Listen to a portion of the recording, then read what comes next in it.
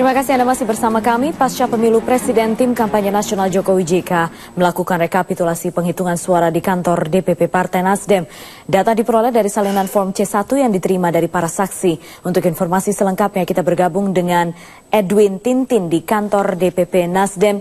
Edwin, seperti apa data terakhir penghitungan suara yang dilakukan di DPP Partai Nasdem? Ya Putri, hingga sore ini 61% data sudah berhasil dihimpun dan Jokowi JK unggul atas Prabowo Hatta dengan poin 54,2%, sementara Capres-Cawapres nomor urut 1 Prabowo Hatta mendapatkan poin 45,8%. Dan data-data ini diperoleh dengan cara penyebaran saksi di seluruh TPS dan dikerahkan sebanyak kurang lebih 200.000 saksi di 34 provinsi seluruh Indonesia. Mereka semua mengirimkan data dengan 3 cara, yaitu mengirimkan melalui SMS, webpage, dan juga aplikasi Android tertentu yang didesain khusus oleh tim kampanye Jokowi JK. Sementara itu mengenai basis data sendiri, yaitu adalah basis data primer atau formulir C1, jadi dapat dipastikan keakurasian datanya.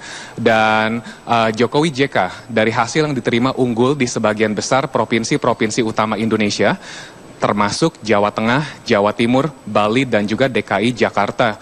Untuk DKI Jakarta sendiri dengan total pemilih 5,3 juta, dari hasil yang diperoleh 96% TPS yang sudah berhasil dihimpun tim Jokowi JK hingga sore ini, 53,24% suara kepada Jokowi JK atau bila dikonversi menjadi 2,82 juta suara, sementara kepada Prabowo Hatta sebanyak 46,76% suara yang bila dikonversi menjadi 2,47 juta suara.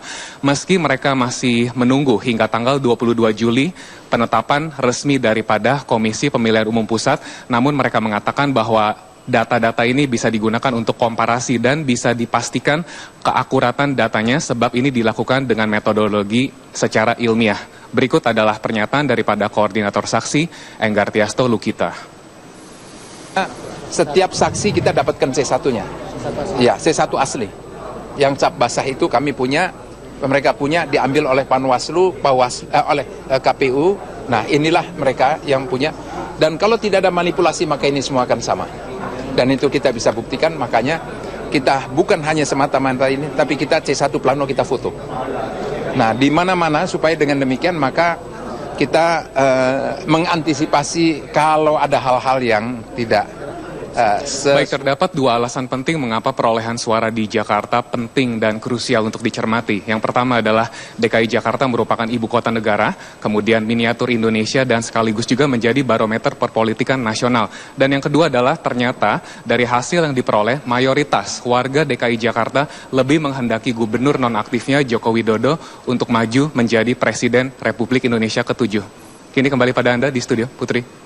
Terima kasih Edwin Tintin dari kantor DPP Partai Nasdem. Pemirsa, kantor lembaga survei dijaga ketat polisi dan brimob bersenjata lengkap untuk mengantisipasi hal-hal yang tidak diinginkan.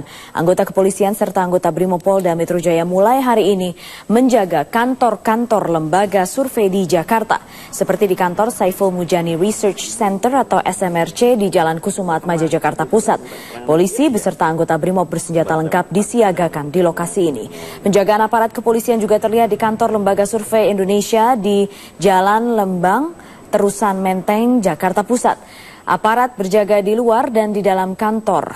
Peningkatan keamanan dilakukan pasca kantor lembaga survei GSI di kawasan Pancoran, Jakarta Selatan dilempar bom molotov oleh orang tak dikenal. Ya, Saiful Mujani Research and Consulting memang mendengar isu itu. Terlalu khawatir, saya kira enggak juga, karena kita percaya aparat keamanan akan menangani ini dengan. Sementara itu, lembaga survei Poltreking mengaku tidak akan terpengaruh dengan ancaman terkait hasil survei yang mereka lakukan.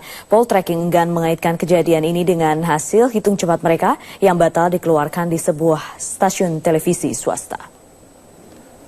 Ancaman itu punya kaitan dengan survei atau apapun itu, atau hasil quick count dan seterusnya, kita nggak punya atau nggak bisa menyimpulkan itu Itu yang pertama. Jadi posisi kita, ya kita bersiap dengan ancaman, itu saja. Kita tidak sedang ingin menyimpulkan korelasi atau hubungan ya hasil quick count kita atau pelaksanaan quick count kita dan dengan hasil pemilu.